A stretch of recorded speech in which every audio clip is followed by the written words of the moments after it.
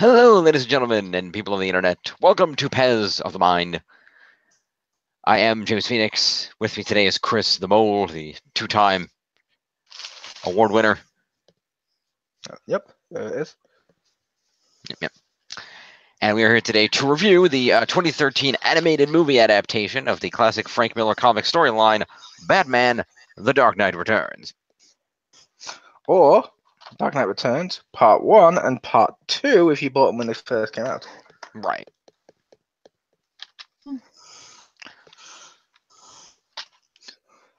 Just so you know where the films break up, just before we go into the review, the films break up, like literally the end of the first disc is Joker going, Batman, darling, grinning, and it just cuts to the credits.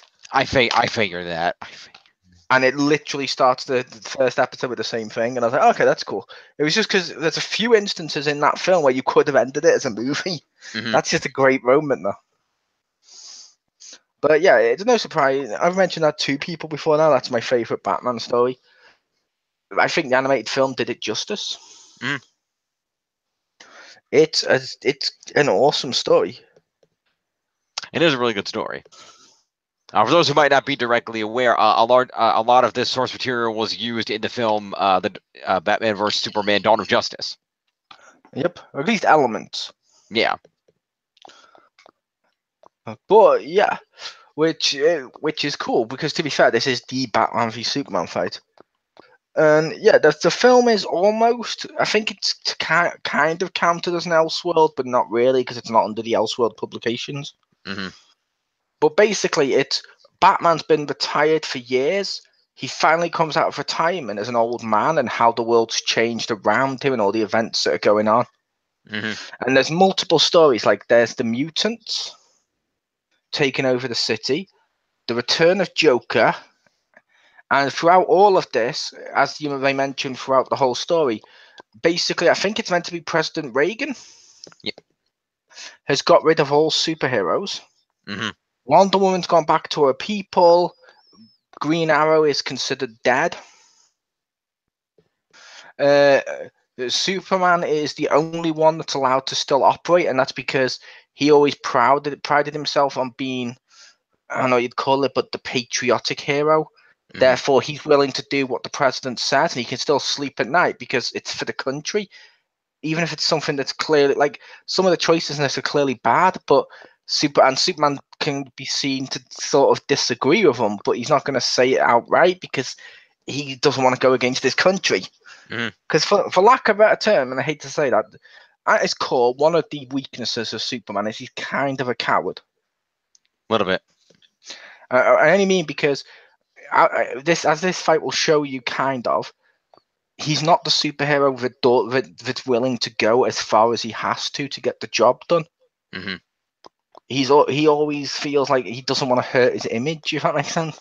Mm-hmm.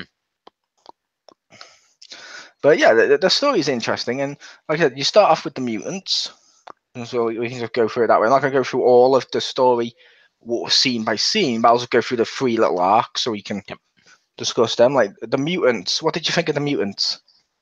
They weren't very mutated. And the rise of Stephanie. I didn't totally get why they were called the mutants because they didn't seem to be mutated. So I figured, like, oh, you're just some, like, I feel like you picked that, like, that's a random name for you to pick for your street gang when you're not actually mutants. It's because if you look at their boss, he was kind of mutated. He was like kind of hideous and discarded. Yeah, he had the sharp stuff going on. They were outsiders, which is also considered to be a mutant for a lot of people. So they didn't see themselves as fitting in like mutants don't. So it was just, and they all had Cyclops' high visor. No, that had nothing to do with that. They kind of did. And the other thing about that is with that combined with the look of their leader was very obviously Krang's exosuit. Kind of. Minus the red underwear. He was way better though, because he was like this just big dude. He was a big brute dude. And he makes a mistake. He does. He gives Batman time to plan. He did. He's sort of like Bane. A little bit, yeah. if he were original Bane, not Bane now, where he just shows up and goes, "Aha! I broke Batman's back," and then gets an axe in the back like Willie from The Simpsons. He's basically like Bane in his prime, where basically his first fight with Batman, he breaks his bones, he injures Batman, he beats him. But he rests on his laurels, if you will, or if you want to say, he just gets too comfortable with that. Like, he just assumes if he goes against Batman again, he would fight him exactly the same way, without realizing, hey, Batman's famous for always adapting. You shouldn't give him chance to plan for this. Yep. When they have their second fight, Batman fucking kills him. And I think Batman went out of his way to deliberately break all of his bones. Because if you look at all the submission stuff he did, he ripped each bone out on the socket, or joint out of its socket. He did. That's what I love about Frank Miller's Batman. He's just brutal. This is a brutal Batman. I love brutal Batman. Yeah. Although the weird juxtaposition, I don't think the movie understood that because it was like, oh, brutal Batman, explosions, tanks, just dismantling this guy's bones, rubber bullets. He says rubber bullets because, as they say during this, and as most of this film will show, Batman's all about theatrics. So the bullets lets the enemy think he's going to kill him. But he's not actually going that route. More on that later when we get to the end. But fair enough. Batman is a very theatrical character. Like the bullets and the tank that just screamed, "I'm going to murder you." That instantly makes the criminals afraid. That's kind of what Batman's MO is. Until you put it in a video game, then it just makes criminals go, "Oh, great, he's got the tank again." Yep. Yeah, they didn't use the tank well in that game, but I love the tank in this movie. The tank is very cool.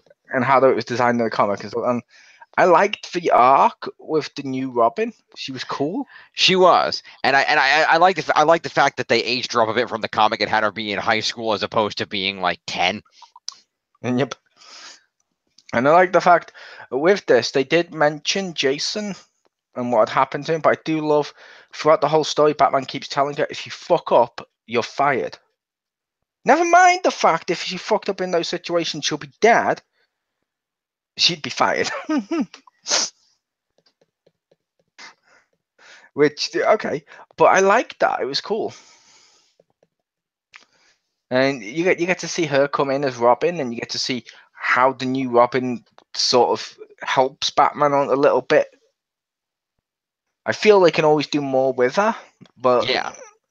But I liked what she could. But she was there to represent a new start for Batman, which means which means a lot of people don't see the ending coming. You do if you've been told it, but that's not neither here nor there. No. And we move from there to the return of Joker. Yep. Because once Batman takes out the mutant leader, the mutants become the Sons of Batman. Not to be confused with Damian Wayne. They didn't all become Damian Wayne. They just changed their name to the Sons of Batman. And basically, they keep talking about in the news with Batman this, Batman that, Batman. Eventually, someone in a mental institution just turns around and goes, "Batman, darling," and grins. And it's Joker, which you find out in the story, he's actually not been psychotic for years, ever since Batman went away. Which kind of goes into like they've done in the comics in the main continuity where Batman's not there, so he just takes up and leaves. Because to him, Batman's just fun. He just wants to play with his Batman. Which means then suddenly he just snaps and it all comes back to him with Batman. And you're like, oh, Joker.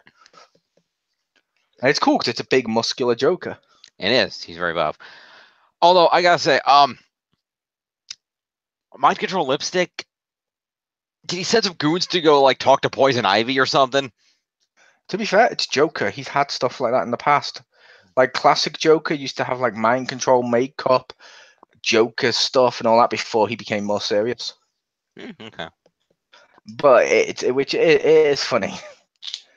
Also, in between this, it's worth noting Two-Face actually has a great psychological thing. Where you find out it's Two-Face, but he's had plastic surgery, so he becomes just Harvey Dent. AKA One Face. Yeah. However, he doesn't see his face as cured. He sees it all matching now. and he all sees it as the bad, which that's just genius for the psychological stuff. Like even Batman just pities him. I was like, oh God. But he's like, oh God, you actually think your face looks like that? Oh God. And it's like realization. Batman's like sort of pitying him with, oh God, that poor dude. Yep. Which There's also a great arc that runs through all this of the fact that that Jim Gordon is now about 70 years old and his retirement is impending, and how that would affect the newly returned Batman's ability to operate, because the new commissioner that they're bringing in, who is a younger woman, is very against Batman and what he stands for. Yep. Which I like what they did with Commissioner Gordon in this. And it's cool that Gordon knows his identity. Like, he literally goes up to Bruce Wayne and has a conversation about him being Batman. Yeah. Which, that's cool. So you're like, oh, okay, at some point you would have told him. That's cool. I love they explained the bat signal, too. They do. Where he explains it to the new guy, where the new guy's like, really? Is this the most effective form of communication with him? Can you contact him in another way? He's like, several. He's like, why'd you do that? So everyone knows. And you're like, that does make sense, because when that bat signal's in the sky, everyone's like, oh shit, Batman's out. Yeah. Although it was interesting that he projected it on the side of the giant building instead of in the sky. Yep. Probably because it would show more on the building. Yeah. From a realistic standpoint, but yeah, unless you're in half of the city that's on the opposite side of that building. Yeah, but let's face it, he knows who Batman is. True. So he probably knows which side of the building he's going to be on. That's true. But yeah, it's a case of, I like that where they explain the bat signal, and then Joker comes out and he just, holy shit, that murder spree. Yeah. What did you think of that? Because I know you hadn't seen this film until literally about 5 minutes ago. Yeah, I just watched it before we did the review. Yeah. Yeah, I mean, it was Joker. You knew that just taking him on a talk show was just, I'm now going to buzz free and wreak havoc. Didn't quite see that much havoc. Yeah, like that tunnel of love where he's just shooting everyone and they all fucking die. He's like, excuse me, excuse me, excuse me. Sorry, like, my bad. The reason I say that is because I know most people are used to Joker, and I think you're more used to Joker animated series. A little bit, yeah. Don't get me wrong, I know you've read comics, but you don't really see that many. You're not used to Joker being on a fucking killing, like actually taking lives. Yeah. So when you see him, just like he did it so casually as he goes through the tunnel. Yeah. And that's after he gassed like 250 people at a talk show, including Conan O'Brien. Yep. Which that's okay, because fuck him. No, I'm kidding. I'm kidding. I'm kidding. But it wasn't actually Conan, it was a different talk show host, but he was being voiced by Conan O'Brien. He was. But yeah, and it was a case of, I like that though, when Joker's doing that. And when Batman shows up, the brutality of the Batarang to the eye. Yeah, it's like Joker doesn't even face it, just like, oh, there's a Batarang in my eye. Ha ha ha, I'm going to keep taunting you. It's like, you have a Batarang in your eye. It's Joker. You've seen Joker in the comics and stuff where he's been shot and he'll still keep going because he's so mentally scarred that he doesn't really feel the pain. He just sees it as, I feel something. True. That's why he has it. He's like, and he starts coming after Batman, and and the ending with Batman and him is just beautifully poetic. It is. I actually forgot going into this that Michael Emerson voiced the Joker in this. I remember hearing about it at the time they made it, but I just completely forgot that it was a thing. So when I saw afterward the credits, it's like Michael Emerson. Then I checked, wait, he was the Joker. Oh, that's right. Wow, it was really good. Yeah, I love this Joker. And the ending, like we said, there is going to be some spoilers, but yeah, the ending, Batman sort of kills Joker. Oh no, spoilers for a comic that came out like 10 years ago. To be fair, it's a film. That follows the plot of the comic. It is, but that doesn't necessarily mean everyone who's seen the film will have seen the comics. No, but the plot is out there, is all I'm saying. Anyway. But yeah, the Batman goes to kill Joker, almost loses control and almost kills Joker. Joker feels like he's dying, he goes and twists his neck to finish it off. Yep. But he even mentions to Batman, I made you lose control, and they'll kill you for it. And then just kills I won. Him. And he's like, and see you in hell, and just snaps his neck. And that moment where Batman's just sat next to him, like, it's finally over. And he's like, oh, and then he keeps going. It's like, it's beautiful. I love what they did there. Yeah. And I like how the fact that not even a person, like Batman had to fire a gun to set off an explosive to escape, and he couldn't even aim that right because he's so anti-gun. And which is fun. I love that.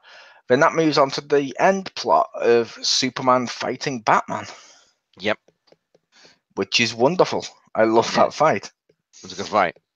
Like, Superman puts with heat vision in the grass, where in flames. He could have easily just asked him. But where, and Batman mentions Crime Alley, which is beautifully poetic in itself. Yep. And then they have their fight. They do. And the military seals down that part of the town so nobody else gets hurt because they know this fight's going to happen.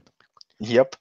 And I love that fight, I really do, where he's in the armored suit and he's just beating the hell out of Superman. He's like electrocuting him, and you see the city blink with how much electricity it's taking. Yep. And it's worth noting Superman isn't at 100% because he's already been nuked earlier that day. Yep. Which is such a casual thing to just throw out there. Yeah, he was nuked earlier that day. As you do. But it's also worth noting with this fight, the reason it works on so many levels is because Superman's not going to kill Batman. He doesn't want to. He's holding back. Batman also doesn't want to kill Superman. Spoilers for the end plot. This is also he can stage his fight. But essentially, by doing it this way, Superman gets to be Superman because he gets to let his friend live. As we see, which we'll go into when we get to the end, but he gets to let his friend live. Superman gets to not kill someone, but as far as the government and everyone who watched is concerned, Superman did it. So then it's more like Batman and Superman being like, okay, let's just stay out of each other's way. Which I like that. But the fight is beautiful, and obviously Green Arrow's not dead. Nope, but he is sans an arm. Yep, and he does bitch Batman out about how Batman's mysterious, but always makes a lot of noise wherever he goes. Yeah, he's like, yeah, sure, you're mysterious, but you're like a noisy mysterious.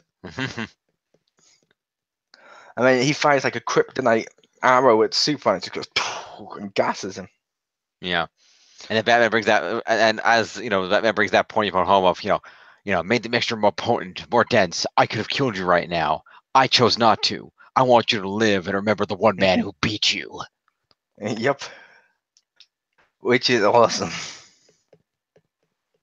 It's now, since we said we'll talk about the comic a little bit, I will mention the speech in the comic is slightly different, but I think it may be slightly better. Okay, that's fair. Because he goes on a little bit more about how he doesn't have powers, and yet he's still beating like he's boasting. But what we had there is still a beautiful ending.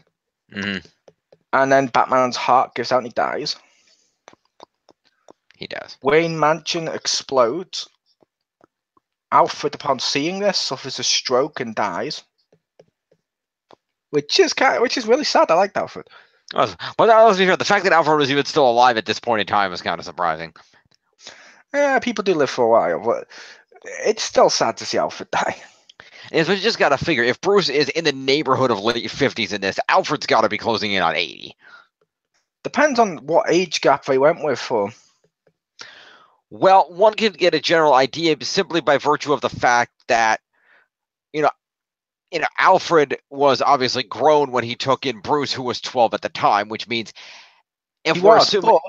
The reason I say that is we don't know what age Alfred was, because in some iterations and stuff, Alfred's been like late 20s, early 20s, which means, say, Bruce is 50, Alfred's like 70. That's not that old, dude. That's true. That's the same age as Gordon, I guess. Fair enough. That's the same age as Hulk Hogan, but without the racism. True. But yeah, Alfred's still alive. I mean, he's not. But it's sad because I feel like I hope Bruce told Alfred what he was doing. But the way Alfred sort of goes, oh, when he sees Wayne Manor blow up and get destroyed and has a stroke and dies, I kind of feel like Alfred doesn't know. But I kind of feel like he does, if only because he knew enough to sentimentally look at the photo album of the Wayne family and then carefully put it back on the shelf before turning off the light and closing the door and walking out like he knew it was the last time he was going to be in that building. He did.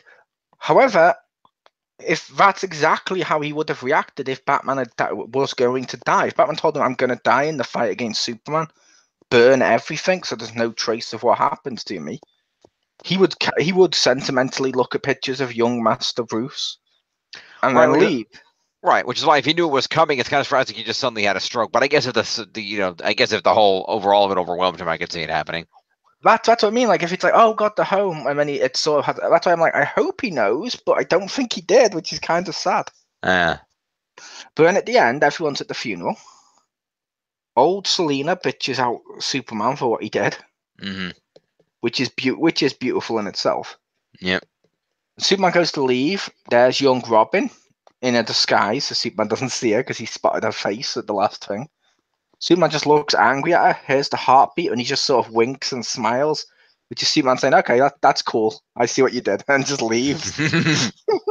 Which I like that, because Superman would be okay with Batman being Batman. Well, originally, and a few times in the comics, depending on which iteration and continuity we're going with. Sometimes when he first meets him, he has a problem with him. Mm-hmm. But when he gets to know Batman and Gotham City, he understands why Batman is important, and he's happy letting Batman be Batman. Mm-hmm. And at the end, Bruce is going off with the Sons of Batman. Yep. And as he says, "I've spent years looking for perfect death. This will be a good life." And I like that line. It's a good line. What were you going to say? No, I was just going to add that I also like the epic part that led up to this, of the fact that it's like that Superman got nuked. He rerouted a nuke that was going to hit something and throw it in the atmosphere, but it was an EMP nuke, and so it shuts off like all the power in the whole United States when it goes off over the country. And there's a note on the news that things are covering that like every like major city and everything in the whole country descended into chaos and looting and robbery and just horrible, just panic, except Gotham, because Bruce rode out on a horse and enlisted the Sons of Batman, and they turned themselves into a makeshift army and took control of the city. They did, yeah, and the police were doing it with Gordon on the streets and stuff, which was cool. Yeah, because Gordon fired a pistol. Like, what are you all doing? This is our neighborhood. Get some bucket to put the damn fire out. Yep. Which and then the new commissioner was on top of the building, and they're like, what do we do? So they're like, nothing. And I'm realizing that something Gordon said to her earlier was right. He's too big for us. Yep. She's like, he's too big for us now. And it's like, yeah, because he's rallied everyone. Yeah. Which I like that. So how would you rate this film, Jim? I'd say it's really, really good. If I was going to go out of 100, I'd say 90, 95. It's a really, really good movie. I did have a couple things. The one thing that really, everything in the movie was really good. The one thing I have to criticize a little bit, I didn't like Peter Weller as Batman, only because I didn't feel like his voice fit the character. He had the intensity down. He had the emotion down. I just feel like his voice didn't sound like Batman. And not because it isn't Kevin Conroy or it isn't Troy Baker or whatever. I just felt like it didn't suit Batman, primarily because I felt it was just a little bit too high. Especially in moments like, where he's like, he's standing on top of his horse rallying the Sons of Batman for the aforementioned vigilante takeover of Gotham. And he's like, "Tonight, I am the law." And I'm like, I don't believe you. Like I feel like that should have been like more intense and added a bit more to it. Like, he doesn't have to talk like this, I'm the Batman. But it could have at least been a little more like this. Like, "Tonight, I am the law." Have that little more of it. I felt like Peter Weller did a really good job. He clearly put us all into it. I like what he did. I just don't feel like his voice suited the character. And that's fair. Well, say ironically, I preferred him as old Batman or old Bruce in this when I did Batman of the Future's old Bruce. Like, this is what old Batman should have been. No, I can agree. He did a really good old Batman. I totally agree with that. No, I just mean also the writing. I'm like, I prefer this old Batman to Batman of the Future. Oh yeah, like, I'm sick. I live in a door on my own. Yeah. Batman Beyond is a curmudgeonly pain in the ass. Yeah. Yeah, I like this one. But yeah, both of the for me personally, I like both of these. We're reviewing it as one whole because Jim's DVD is like a fusion of these two. Or collection, we're going to call them. Yeah, it was originally two movies that were about an hour and a half each, but they fused them into one 2.5, an hour 15 each. They fused it into one 2.5 hour movie for this particular Blu-ray release. Yep. Like this disc alone is 79 minutes. Mm-hmm. This one doesn't seem to list the running time, which is weird. But That they is all weird. have like bonus episodes on there. There's documentaries. There's a lot of stuff to watch. Yeah, there's a ton of stuff on here. It's really a lot of. I'm gonna watch a lot of those bonus features. That's good stuff. They do those animated episodes on a lot of those films. Mm, Coming up soon, we're going to be reviewing Gotham by Gaslight, which will be cool. we are.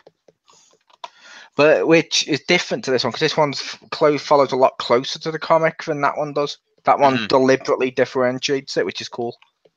I'm told by my good friend Chris the Mole that it deliberately has a different Jack the Ripper. It does. It has a different killer, which is cool. And yeah, with this, I'm like, I liked it. I liked the film. Obviously, I'm going to give it a thumb up. It's my favorite of the Batman stories.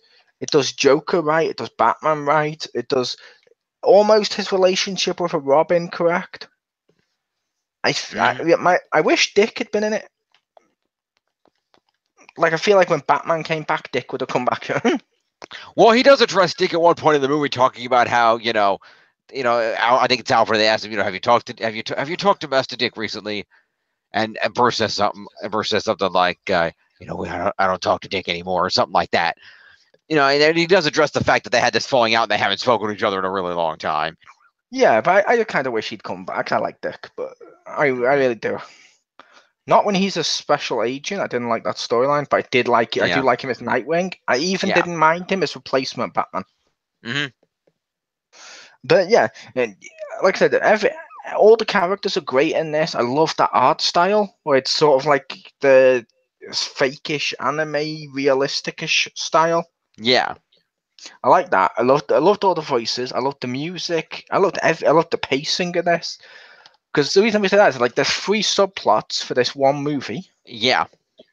How many comic book movies can you name that have had 3 giant plots like that and felt like it didn't just suddenly get too crammed? Not many. No, it does. It does. Ironically, a load of even live action ones don't do. Yeah.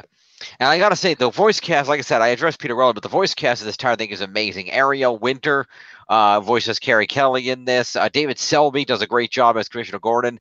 I said Michael Emerson is the Joker I mentioned before. Just a lot of great voice actors in this. I was shocked when I read it here and I realized that the freaking the freaking Penguin from Gotham was in this. Yep. As the voice of Oliver Queen of all people. To be fair, this would probably be before Gotham. True. And also there's no Penguin, so yeah. But yeah. It's a case of with this, my 2 favorite Batman stories of all time was this as number 1. Number 2 was Killing Joke. Both have been turned into films. This one's the one that is closer, and I do love what they did with this. They put in so much effort into making this feel good. Mm-hmm. I like the Killing Joke, but I can see why people had problems with it. I feel like they didn't put as much effort into that. Mm-hmm. But I do need to ask. Returned, part 1 and 2 is just brilliant. So yeah, thumbs up. I do need to ask one question about the comic though, because I'm watching this in the movie and I'm like, what's this in the comic? And I'm wondering, were Dom and Rob in the comic? Which ones were Dom and Rob? The guys with Dom and Rob written on their T-shirts. They might have been. Those two hilarious dudes who were like, Dom, don't think it's no, Rob, don't say that. And they were like two of the mutant guys. Yeah, they might. These characters seem blatantly inserted for comedic effect. Were these in the comic? Yeah, they might not have been, but because I don't even remember them in the movie much, and I literally just watched the Shusty. Yeah. For the purpose of this, like they're not that memorable. No, it's not because they were wearing shirts that said, "My name is Dom, my name is Rob," like really blatantly, and I'm like, that seems. Yeah. Well, yeah, I don't think they did, but I think it's an homage to stuff. But yeah, fair enough. That's neither here nor there. Yep. All right. So also in a hilarious twist. Yep. Did you see it? Yours will probably have different ones, and that's fine. The first time when you put this one in, part 1, first thing that comes up is a trailer for a Zack Snyder film. Yep. And I'm just like, oh, it's kind of ironic because obviously I think this is before a lot of when they did this film, before they did a lot of the DCEU. Yeah, so, I think that was the second trailer that came up on this one. Yeah, on mine that was the first. I'm like, oh, that's cool. And it's only cool because it's ironic, or not ironic, but it's sort of like, oh, that's kind of a neat thing in hindsight. Yeah, the first trailer that came up on this one was Flashpoint Paradox. That wasn't on this one. Mm. But we do have previews on one of these, which will be on yours. We do have a preview for the next animated film, Superman Unbound, which was a great film. I've got that somewhere. So yeah, Batman: The Dark Knight Returns Part 1 and 2. Like I said, check it out today. Go buy it. Go rent it or whatever. It's pretty good. I recommend buying it though. This actually has digital comic excerpts from the graphic novel. That's cool. I didn't know that. Yep. Very nice. Yes, definitely go check this out. It is worth a watch. Yep. And of I course, also like the fact your cover is completely different to either cover. it is. It's similar to Part 1, but different pose. Yeah. And very different to Part 2. Mary. All right. So, with that, we thank you for joining us for this review of the Batman movie. As Mo mentioned, at some point in the future here, we're going to get to Gaslight by Gotham, so definitely stay tuned for that. And also stay tuned for other great reviews this month, including... we have something on Tuesday. Yep, coming up this Tuesday, we're going to be reviewing straight direct from formerly DVD and now the WWE Network, the Chris Jericho DVD, Break the Walls, the special. From the WWE Network. It's going to be a new recurring series where we're going to review an assortment of things that are on the WWE Network from the vault, various specials that were previously released on home video, DVD, what have you, or other WWE Network exclusive specials that look into some of the distinct superstars, matchups, and history of wrestling. Yeah. So that's fun. Yep. The only rules we had is no going back for past pay-per-views or past Raws or anything like that. It has to be like a network-only show or something like that. Like Roadblock wouldn't count. That's more like a pay-per-view. That's fair. But like the interview with like Shane and Mick Foley would. That makes sense. We'll be doing that. Then, of course, stay tuned next weekend when we're going to be joined by our very, very good friend Richter Hammer to review Transformers 2. Dark of the Moon. Yep. In our continuing review of all the Transformers movies. So, Mole, thank you for joining me. Which is also made slightly ironic with news that's come out, but what's that? And I'll tell you later. Okay. Well, I thank you for joining me. This has been an Upside Down DVD. This has been The Dark Knight Returns. We'll see you next time, everybody. That was an Upside Down Blu-ray. Okay, fair enough. Upside Down Blu-ray. Good night.